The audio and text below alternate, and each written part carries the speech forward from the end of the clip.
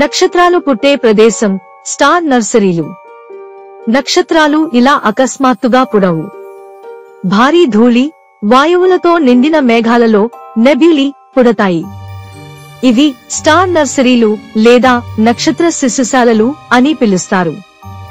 2 చాలా నక్షత్రాలు జంటలు. మన సూర్యుడు ఒంటరిగా ఉన్నా అంతరిక్షంలోని నక్షత్రాల్లో చాలా వరకు జంటగా లేదా 3-4 నక్షత్రాలుగా ఉంటాయి. 3 నక్షత్రం చూస్తే మనం గతాన్ని చూస్తున్నాం. నక్షత్రాల వెలుతురు భూమికి రావడానికి సంవత్సరాలు, శతాబ్దాలు పడుతుంది. అందువల్ల నక్షత్రం ఇప్పుడు ఎలా ఉందో కాదు, అది ఏళ్ల క్రితం ఎలా ఉందో మనం చూస్తున్నాం.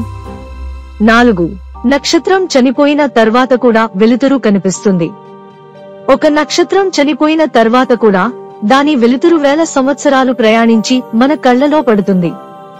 అంటే మనం చూస్తున్న నక్షత్రాల్లో కొన్ని ఇప్పటికే లేనివి కూడా కావచ్చు.